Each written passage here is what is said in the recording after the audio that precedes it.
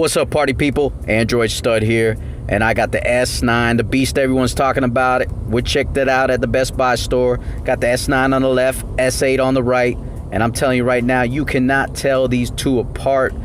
I'm telling you, they look exactly and feel exactly the same. Now, when you put these on the desk, you wouldn't be able to tell, man. You flip them over, that's the biggest difference you see right there is the fingerprint placement. Everyone talked about it. It's a little lower on the back, it's in the center, easier to reach.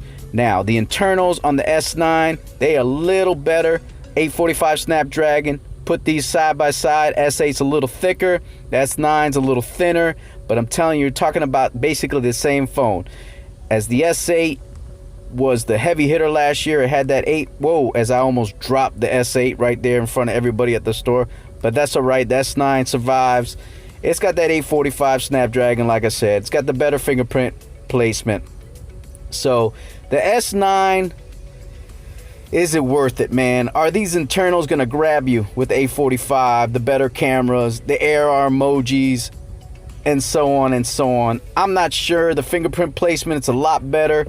You getting a camera on the S9, you getting them dual aperture at 1.5 and 2.4. There I am rocking the Essential, doing my video.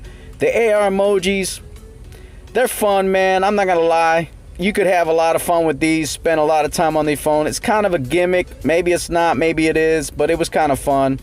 Now the S9 camera on the front, you can get that wide angle selfie. Also on the rear, you getting that dual aperture at 1.5 and 2.4. So your low light photos are going to be a little better. You still got that selective focus and live focus, so you can get them good bokeh shots. The S8 overall, S9 overall, it looked like a nice device, but to me, it was the same device as the S8. So I don't know if it's worth the upgrade, but at $720, you getting the AR emojis, you getting a better camera, and you're getting better fingerprint placement. If you're due for an upgrade or you don't have the S8 or S8 Plus, I said make the move. Now the S9 Plus, on the other hand, you're looking at the back, you're getting that same great fingerprint placement that Samsung did. Also, you're getting them dual cameras on the back with that wide angle lens and telephoto lens. You also getting that dual aperture at 1.5 and 2.4. DxOMark rated this as the best camera in the game at 99 over the Pixel 2 XL. They tripping.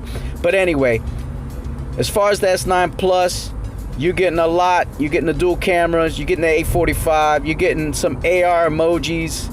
I don't know if it's worth it at $840. Add some tax, you're almost at $900. For the S9, you're looking at $720. With tax, you're looking at $770. You could do some discounts, trade it in, do this or that. I'm not sure if it's worth it, gang. I don't know if I would recommend it. Now, if you don't have either phone, I would definitely recommend it.